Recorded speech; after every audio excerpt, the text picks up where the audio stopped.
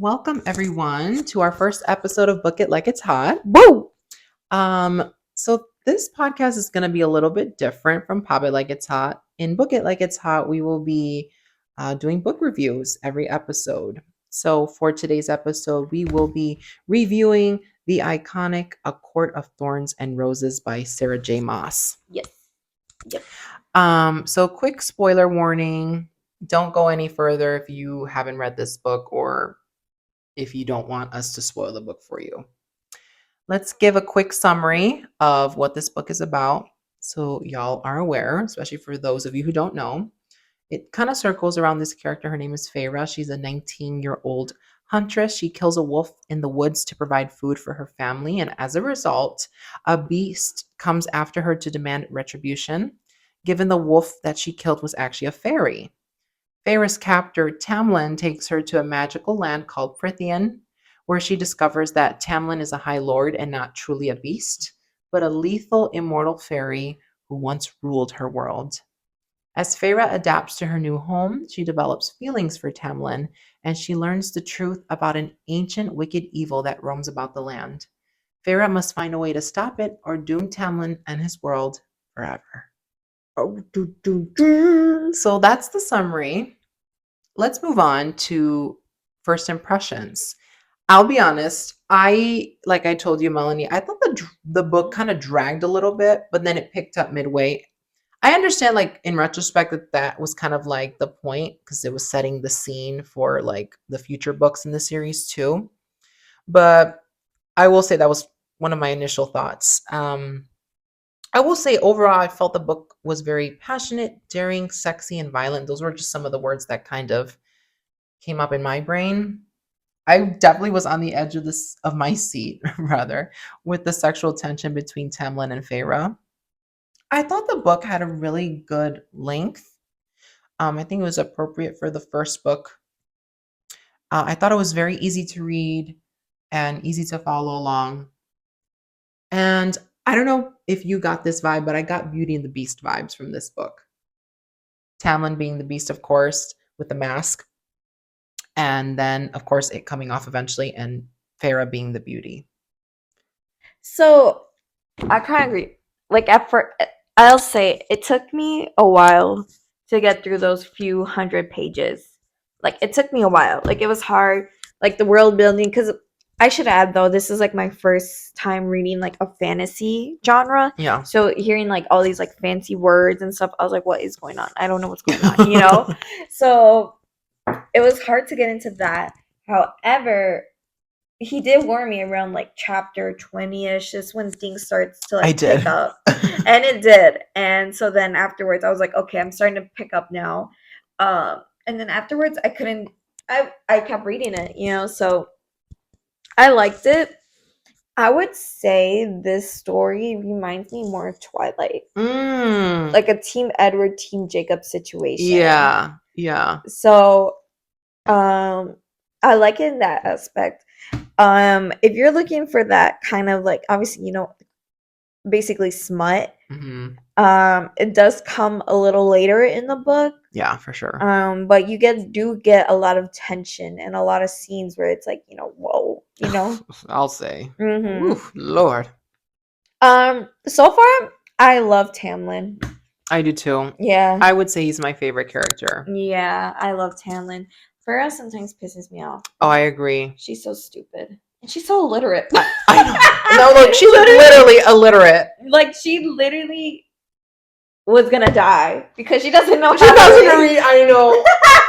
Oh my god, that like sent me. I was like, down, girl. Yeah. If it wasn't for Rhysand, I'm not sure Rhysand, thank you. She would have been in trouble. Yeah, literally. Rhysand kind of scares me. Yeah. But like eventually they like towards the end, like when you know they defeated Amarantha and they were set free, he was like starting to look more as a good guy, but I was like, still, you're kind of an asshole. Oh yeah. He definitely has like his own agenda about things. That's the vibe I got. Yeah. And I'm interested to see in the future books how his relationship with Feyre develops, and also like how the dynamic will be between Rhysand, Feyre, and Tamlin together. Yeah. I love Tamlin. I do too. Let's talk a little bit about the plot overview and key moments throughout this book. Just to highlight some main plot points and some memorable scenes. I will say the first, of course, was the introduction with Feyre and the human world, obviously separating that from the immortal world. The initial bargain that Feyre made with Tamlin after she killed the wolf that ended up to be fairy. I think his name was Andras. Andres, something like that. Yeah, Who ended Andres. up was Yeah. who ended up being a high fae or a high lord in the spring court rather. Yeah. Life in the spring court, I thought that was pretty important and just memorable for me because of how beautiful it was and how calm and full of life the spring court was. The curse of the fae, of course, with Amarantha placing the curse. The mass ball when Amarantha invited all the people from Prithian to join, and that's kind of like where Feyre meets Amarantha for the first time. That was a pretty memorable moment for me. The true nature, of course, of Tamlin's curse. I would also say the specific trials and the sacrifices that Feyre had to go to save Tamlin and break the curse, and of course, free Prithian from Amarantha's wrath. The final confrontation with Amarantha, that was pretty good. And Feyre's death and her resurrection, essentially, as a high fae. I feel like that was my favorite part of the book. I loved when obviously when Amarantha, she basically snapped her neck, right? Yeah, like Yeah. she ended her. Yeah, and so when Pharaoh was like looking over everyone when she was like in that moment of death or whatever, that Tamlin just like grabbed her body and started weeping. I was like, know. ah! I was like, oh! You know, you're right. It is kind of giving Twilight. Yeah. Yeah. It's definitely giving Twilight right now. I will say that she just pisses me off because literally all she had to say was "I love you" back. I know. That's literally And all that she was had like, to say, and it wouldn't. It literally would have been over. yeah, the curse would have been broken. All would have been That's, saved and sane again. I think that had to do also with the fact that she was illiterate. yeah, She couldn't pick up on the context. yeah, clues. literally, she was just like she couldn't pick up the clues. Like She was like, huh? Huh? huh? Oh, also, and towards the end, I like how the book left off on a cliffhanger, foreshadowing like the future conflicts to come. Mm-hmm. Now that Amarantha was gone, like great, but now there's like political and personal changes. I feel like that's going to occur throughout Prithian Mm-hmm. because now that she's out of power, it's like where do they go from here, Exactly. kind of thing. And I thought that was pretty worthy of mentioning. Yeah, exactly. I will say some twists and surprises for me throughout the book. I just made a little list here. The wolf, of course, that was a fae in disguise. I thought that was obviously a big twist early on in the book because I thought actually it was just a wolf, and that was going to be the end of that. Mm-hmm. But it's kind of interesting how that scene pretty much started the whole story and put it all together. Amarantha's story, I think hers is very, very interesting in her true nature. Like, I feel like what made her truly evil was the whole killing of her sister Clythia. Why does her name sound like chlamydia? I don't. Yeah. I think of chlamydia when I think of her name, like Clythia. I'm sorry, Clythia. that is just crazy.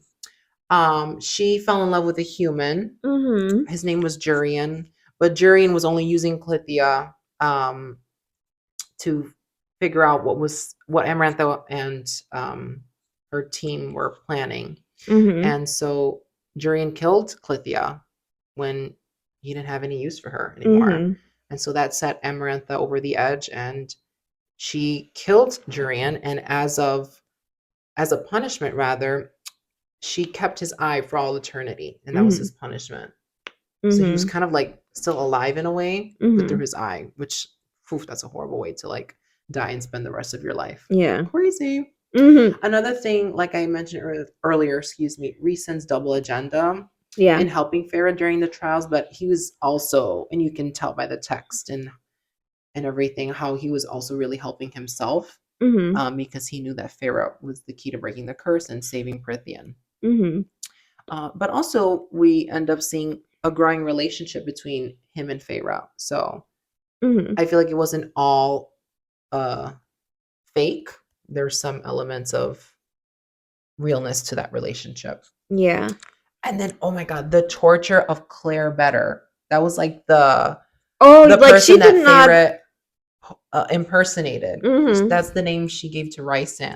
Raisin, excuse me. Mm-hmm. And thinking She, that was Feyre, Amarantha like tortured her and like had her hanging in the cave, like dead. Like that mm-hmm. was crazy. She did not deserve that. Oh no. Like justice for Claire Better, dude. Yeah. But I felt like that really spoke to Amarantha's power and chokehold over the realm. Mm-hmm. And basically she was like, don't me kind of thing. Exactly. Like, Yeah. this is what I can do to you. Mm-hmm. Some character highlights I wanted to move on into. Um, I would say the top three for me, uh, Feyre, Tamlin, and Rhysand. I feel like I just have the most to say about them. Feyre had this kind of unguarded and timid vibe because, of course, she was immortal, and immortals are way more powerful. And Mm-hmm. I think part of the fact that she was not literate also contributed to the characteristics that she displayed, especially for a majority of the book. Mm-hmm. Tamlin, of course, he was always a very grounded and strong individual Mm-hmm. and very loving. Yeah. And Rhysand, which I'll be honest, I actually kind of like his character, very sneaky and sly. Mm-hmm. I honestly like. I'm still holding a grudge against Reason. Yeah, I don't know. I I was get like, that. he literally like put her under a spell with the wine, and like Oh yeah. made her into his puppet. Yep.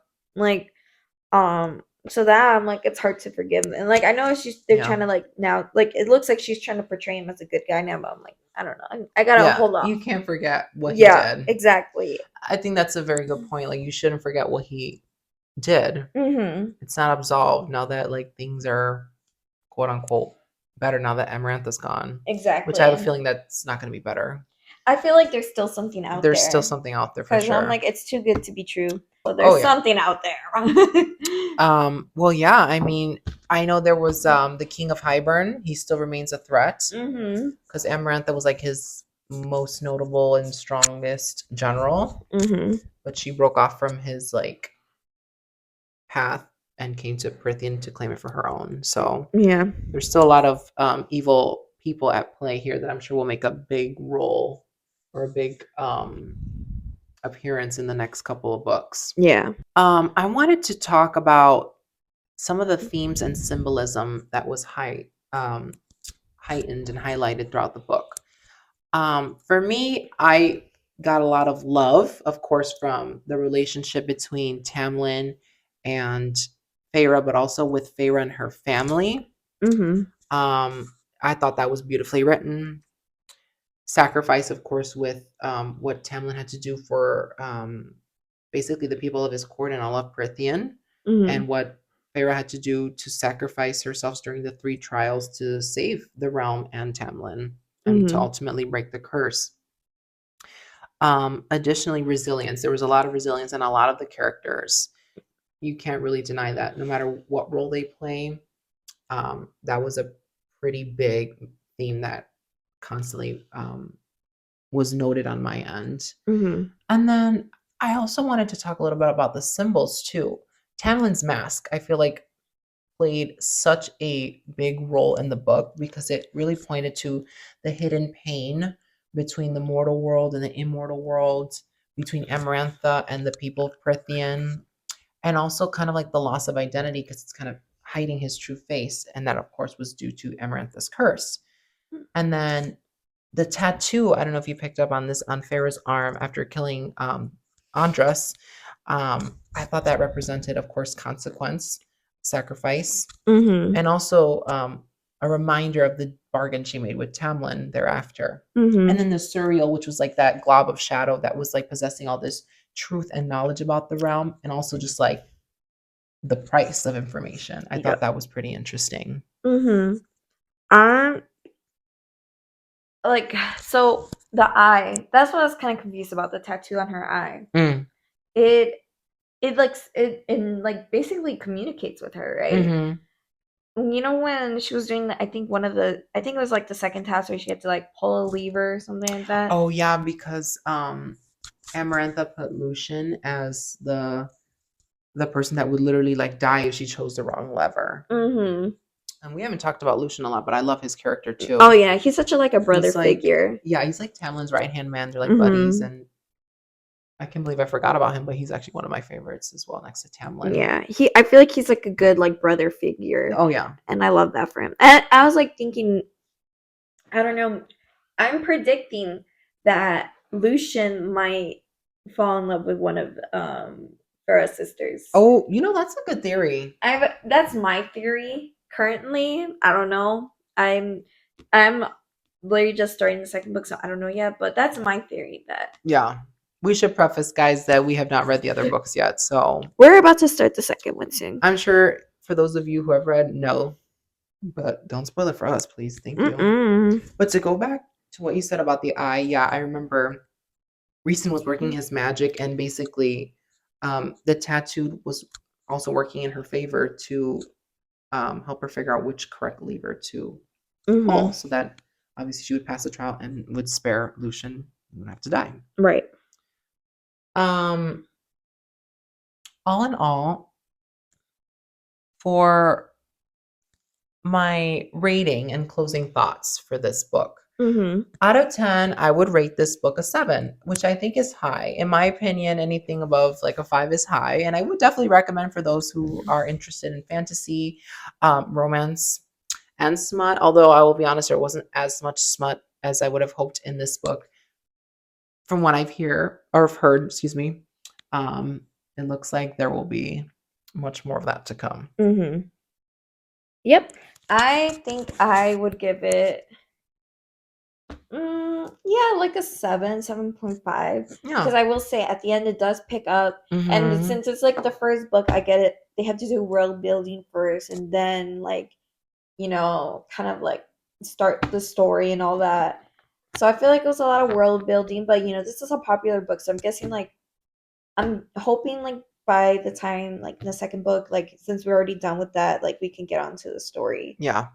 So but overall it was good. The romance was really nice. I really liked the romance. The tension between Farah and Tamlin, oh my god, girl, that had me on the edge of my seat. I'm yes. like, oh, it was but yeah, no, I would recommend it, and I'm excited to read the second book, and hopefully you've heard it too from other people, and I've too heard it that the number 2 book is probably one of the best ones out of the series. So I have high hopes. I hope it's like as good as they're saying. So yeah. Yep. Yeah. Well, I just bought that on my Kindle, so I'm excited to read it. And I'm looking forward to more smut in book 2. I would love to see the dynamics between Feyre, Tamlin, and Rhysand, and just like see how that goes, how the political changes and personal changes occur throughout the book. And we'll see how A Court of Mist and Fury, which is the second book in the series, goes. Yep.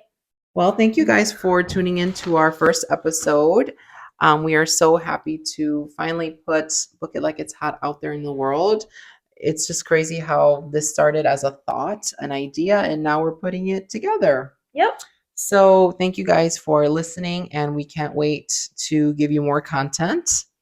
And we'll see you guys in episode 2. Bye.